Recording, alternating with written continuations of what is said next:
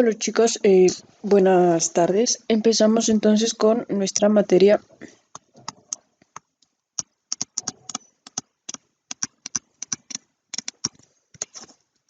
de psicología. ¿Vale? Estuvimos viendo la clase pasada lo relacionado a eh, las dos grandes divisiones en relación al cerebro, lo que son los hemisferios derecho e izquierdo, e igual estuvimos viendo lo que son los lóbulos, el lóbulo frontal, parietal, etcétera. ¿Sale? Lo que nos corresponde ver ahora es la subcorteza. Así que nuestro tema de hoy será precisamente ese.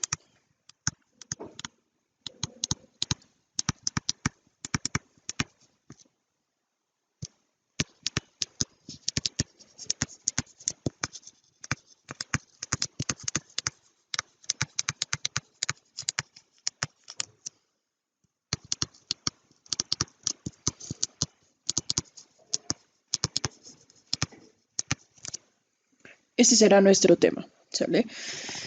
Bien, como introducción, podemos perder grandes porciones de lo que es nuestro cerebro y aún así sobrevivir.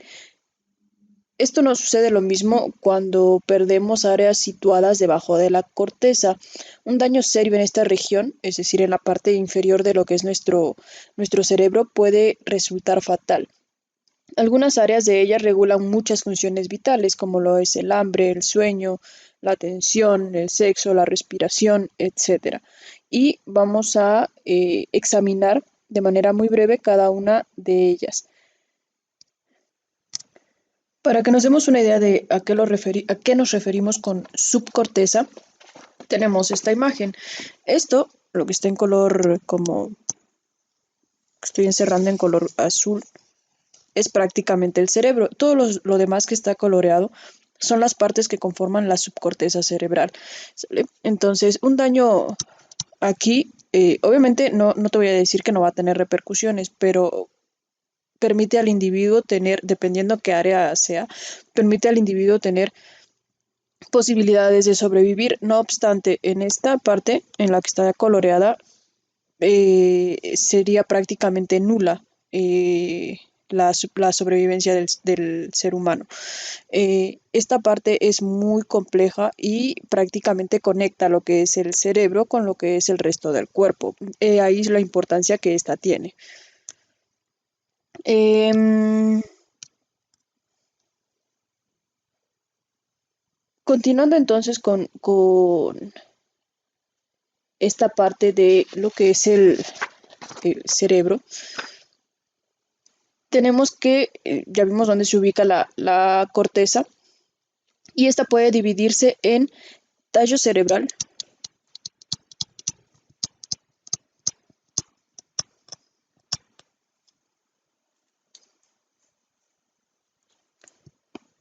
este tallo cerebral es prácticamente el cerebro posterior, también llamado romboencéfalo.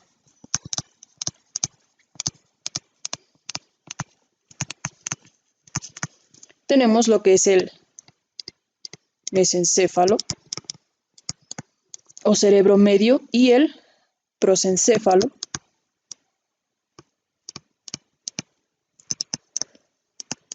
o cerebro anterior. Este último contiene lo que es la corteza cerebral, la cual ya estudiamos prácticamente su importancia. ¿Sale? Empezamos con lo que es el cerebro posterior o romboencéfalo.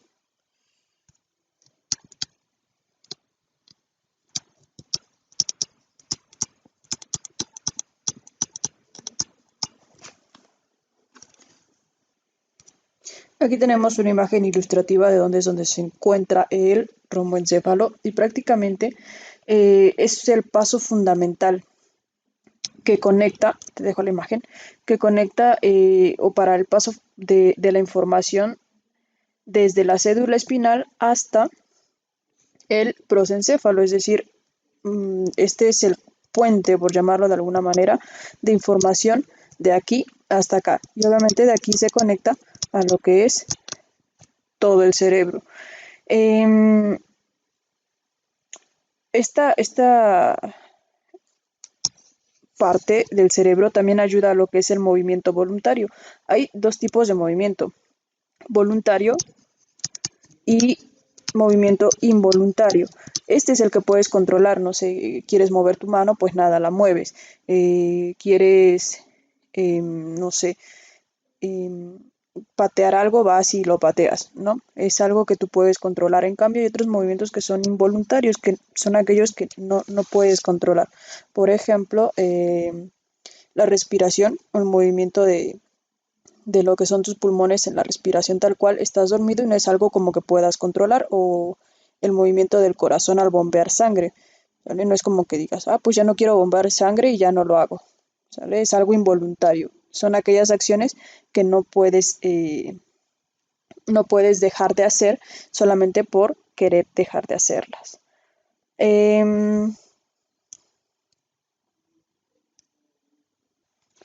También aquí es donde se encuentran, aparte de los movimientos voluntarios, que ya acabamos cuáles son, aparte contiene el sistema para controlar aquellas funciones vitales, entre las que se encuentran la frecuencia cardíaca, la respiración y la deglución. La deglución es cuando comemos y empezamos a realizar todo ese proceso en nuestro cuerpo.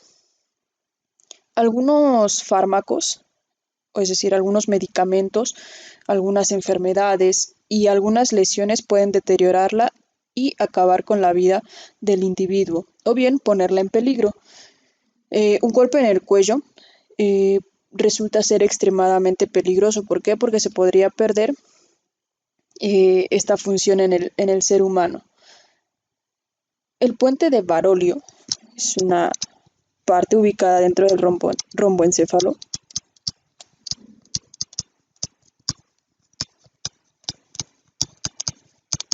Es una pequeña como bolita o deformidad, protuberancia,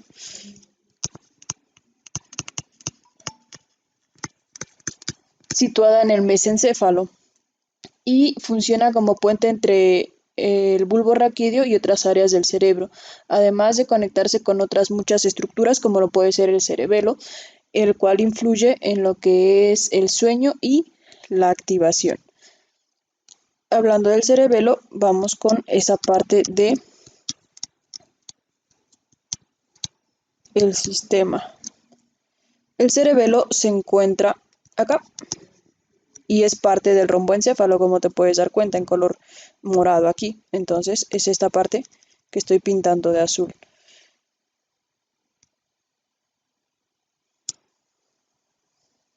¿Sale?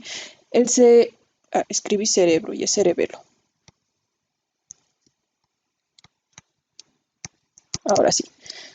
Em, Parece como un cerebro, pero en chiquitito, como te puedes dar cuenta en el dibujo, y se halla en la parte inferior de lo que es el cerebro. Regula fundamentalmente la postura, el tono y la coordinación muscular.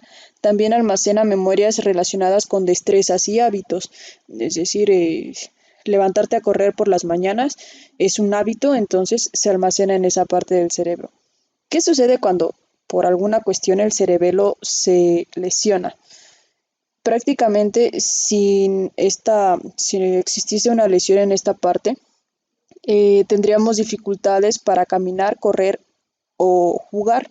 Es decir, es una parte fundamental para las cuestiones motoras. Los primeros síntomas de una enfermedad paralizante llamada degeneración espinocerebral son temblores, mareos, debilidad muscular, y con el tiempo prácticamente a las víctimas les resulta difícil realizar cosas sencillas como sostenerse, caminar o inclusive alimentarse.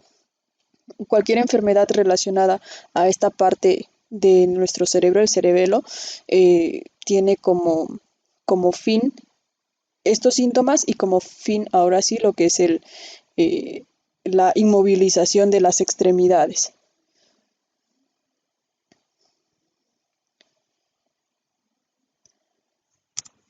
Dentro de lo que es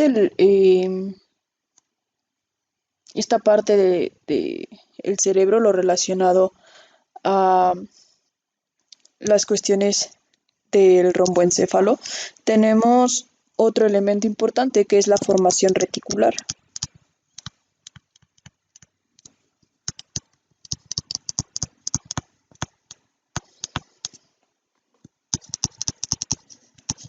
Este se localiza en la parte interior del bulbo raquídeo y obviamente del mesencéfalo. Se trata de una red de fibras celulares las cuales ayudan a la recepción y exteriorización de lo que son los mensajes. Algunos son tomados en cuenta y algunos otros son excluidos, aquellos que no tienen mayor importancia. Es como un canal en el que viajan todos los mensajes a través de las diferentes partes de la parte inferior del cerebro. Esta estructura alcanza su madurez en plena adolescencia, razón por la cual los niños tienen periodos tan cortos de atención. Cuando alguien nos está hablando y somos niños, tendemos a distraernos con cualquier cosa. Ya llegando a la adolescencia, tendemos a enfocarnos un poco más en las situaciones externas. Modifica también algunas órdenes que se dirigen a lo que es el cuerpo, afectando así cuestiones como los músculos. Cuando llegamos a los hombres, principalmente cuando llegan a la adolescencia, los músculos tienden a ensancharse y tomar como más forma. La postura y algunos movimientos de los ojos, rostro, cabeza, cuerpo y demás miembros. Asimismo, controla lo que son los reflejos que intervienen al respirar, estornudar, toser e incluso vomitar, por ejemplo. Otra función importante es mantenernos alertas o vigilantes, despiertos. Los mensajes provenientes de los órganos sensoriales se ramifican a esta parte del cerebro y es por ello que cuando somos un poco más grandes tendemos a reaccionar de una manera mucho más rápida que cuando somos niños. Los niños tienen mayores accidentes que las personas ya adultas y se trata precisamente por la, eh, la maduración, por llamarlo de alguna forma, de esta parte del cuerpo. Entonces, a grandes rasgos, esta formación reticular nos mantiene activos, despiertos y de esta manera podemos evitar los accidentes.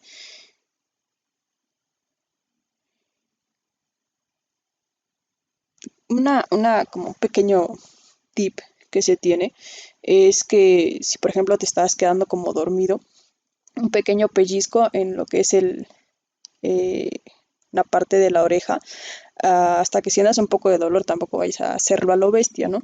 Un poco de un pellizco ligero y esto hace que se active lo que es la corteza cerebral y la formación reticular. El siguiente elemento es el cerebro anterior.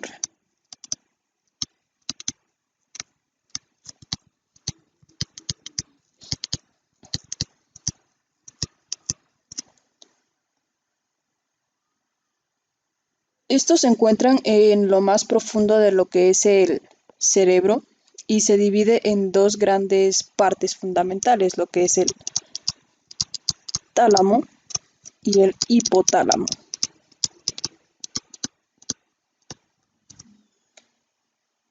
Este funciona como conmutador de los mensajes, es decir, los mensajes que se dirigen hacia la corteza cerebral, este funciona como una entrada hacia esa parte del cerebro. ¿Sale? Permite algunos mensajes y otros pues simplemente no los deja pasar.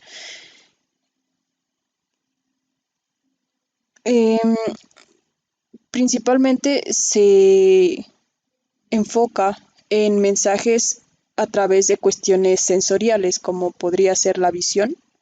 Vemos algo, por ejemplo, una señal roja en el semáforo, y a través de esta parte del cerebro nosotros sabemos que tenemos que detenernos, ¿sale?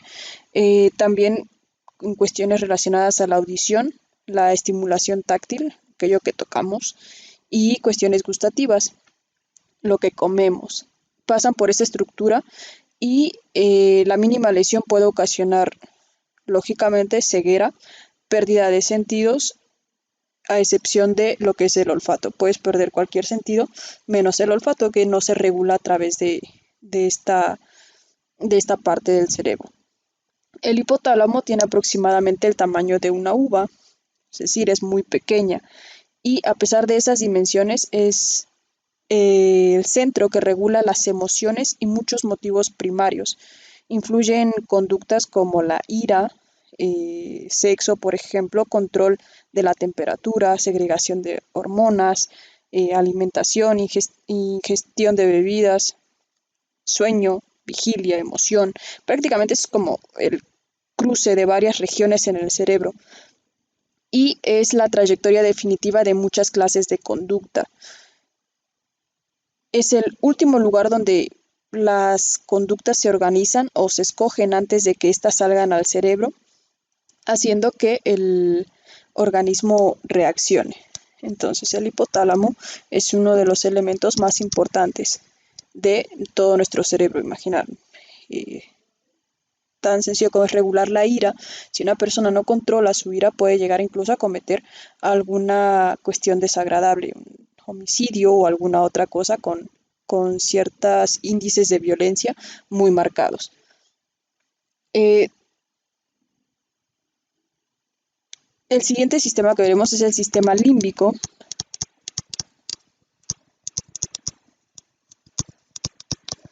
Y este se compone de un elemento que ya vimos anteriormente, que es el hipotálamo, algunas partes del tálamo, amígdalas, el hipocampo y otras estructuras.